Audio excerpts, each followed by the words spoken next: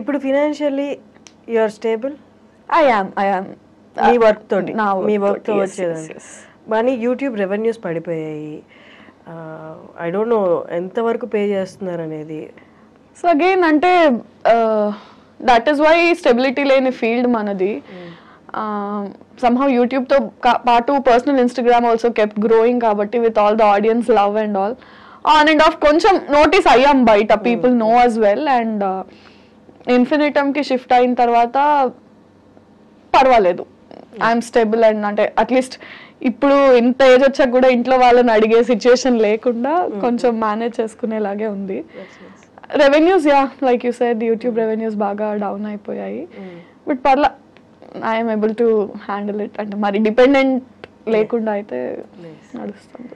కానీ చాలా మందికి మూవీస్ తర్వాత మిగతా ఈ ఆన్లైన్ కంటెంట్ అంతా సేమ్, ఆన్లైన్ ఇన్ఫ్లుయెన్సర్స్ కానీ యూట్యూబర్స్ కానీ ఇదంతా సేమ్ అని చాలా మందికి ఒపీనియన్. కానీ అక్కడ 2 డిఫరెంట్ కేటగిరీస్ ఉన్నాయి, చాలా వరకు తెలియదు. అంటే కోవిడ్ తర్వాత అన్నీ ఏకమైపోయినట్టు అయిపోయినాయి. మూవీస్ తర్వాత యూట్యూబర్స్ ఒకళ్ళు ఉన్నారు, ఇన్ఫ్లుయెన్సర్స్ ఒకళ్ళు ఉన్నారు. ఈ రెండింటిని కలిపేస్తారనమాట. ఇది ఇక్కడ చెప్పొచ్చో చెప్పొద్దో నాకు తెలియదు, కానీ చాలా సార్లు ఎవరైనా ఇన్ఫ్లుయెన్సర్వే కదా అంటే I don't know if I should say this, I'm an actress, not influencer. అంటే I'm not born on social media.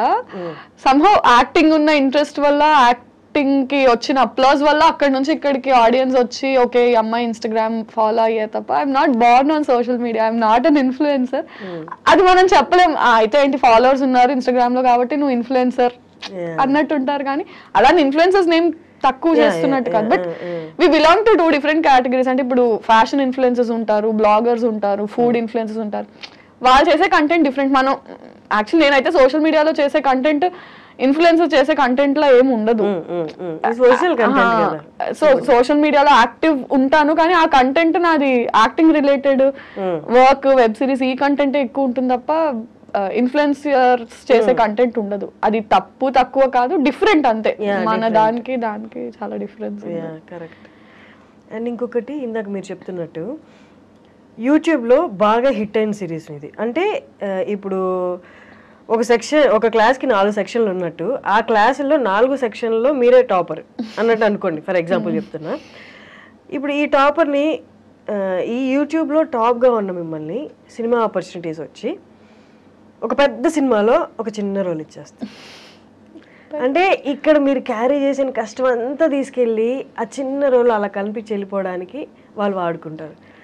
One reason is పెద్ద సినిమాలో ఎంతో కొంత ఫెచ్ అవుతుంది, దీనికి బాగా ఫాలోయర్స్ ఉన్నారనో లేకపోతే కొంచెం ఫేమ్ వచ్చిందని.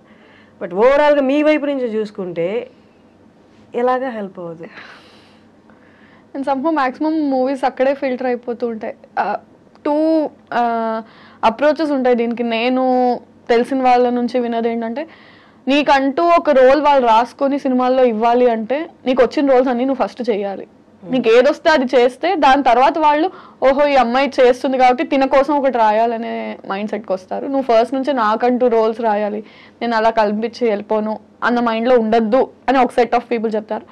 రెండో సెట్ ఆఫ్ పీపుల్ ఏంటంటే పెద్ద సినిమా, చిన్న సినిమా, big fish small pond, small fish big pond theory లాగా నీకు స్పేస్ అండ్ నీ క్యారెక్టర్కి ఇంపార్టెన్స్ ఉన్నప్పుడు చిన్న పెద్ద అని చూడకుండా తక్కువ రోల్ తక్కువ స్పేస్ అయినా సరే if it's important do it, if it's going to add value to your characterization do it అని. సో మ్యాక్సిమం నేను సెకండ్ డే ఫాలో అవుతున్నాను. అంటే వేర్ స్క్రీన్ స్పేస్